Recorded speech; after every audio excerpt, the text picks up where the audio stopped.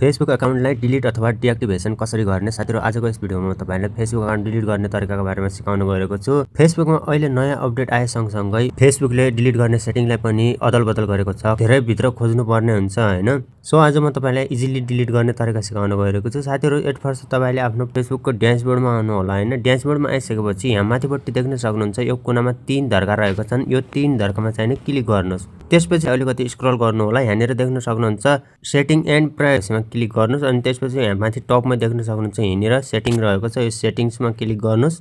So त्यसपछि account सेन्टरमा चाहिँ नि क्लिक गर्नुपर्ने हुन्छ।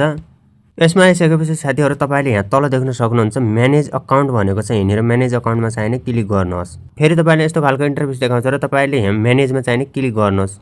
सो साथीहरु तपाईले यहाँनिर देख्न सक्नुहुन्छ डिएक्टिभेसन अर डिलिसन भनेको छ। यसमा क्लिक गर्नुहोस्। साथीहरु तपाईले यहाँनिर देख्न सक्नुहुन्छ दुईवटा अप्सन रहेको छ। फर्स्टमा भनेको छ तपाईको डिएक्टिभेटिङ योर अकाउन्ट इज टेम्पोररीली भनेको छ हैन। तपाईले केही दिनको लागि यो अकाउन्टलाई चाहिँ डिएक्टिभेट गर्न सक्नुहुन्छ अथवा यसलाई डिएक्टिभेट गरेर जब मन लाग्छ तब तपाईले रिएक्टिभ गर्न सक्नुहुन्छ हैन। सो अर्को यहाँ तल भनेको छ यहाँनिर देख्न सक्नुहुन्छ deleting your account is permanently भनेको छ हैन। यो अकाउन्टलाई चाहिँ पर्मानेन्टली डिलिट गर्न सक्नुहुन्छ।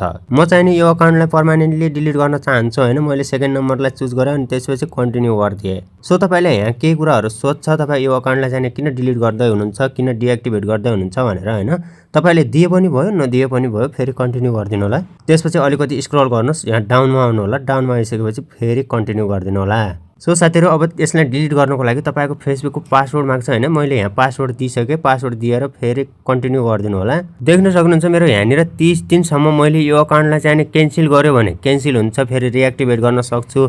मैले 30 दिनसम्म पनि यसलाई चाहिँ रिएक्टिभ गरेन भने 30 दिनपछि यो अकाउन्ट पर्मानेन्टली डिलिट हुनेछ भनेर यहाँ भनेको छ हैन। तपाईले पढे पनि भयो नपढे पनि के कुरा छ र यसमा हैन। त्यसपछि तपाईले डिलिट अकाउन्ट गर्दिनुस्। अलिकति वेट गर्नु होला। यो पर्मानेन्टली डिलिट हुनेछ है त। यो अकाउन्ट मेरो लगआउट हुँदैछ फेरि। सो साथीहरु भिडियो कतिको इन्फर्मेटिभ लाग्यो भिडियो मनपरे लाइक गर्नु होला, साथीहरुमा शेयर गर्नु होला। च्यानललाई अहिलेसम्म सब्स्क्राइब गर्नु भएको छैन भने सब्स्क्राइब गरिहाल्नुहोस् है त। किनभने मैले यस्ता खालका इन्फर्मेटिभ भिडियो हजुरहरुमा लिएर राखेको हुन्छु।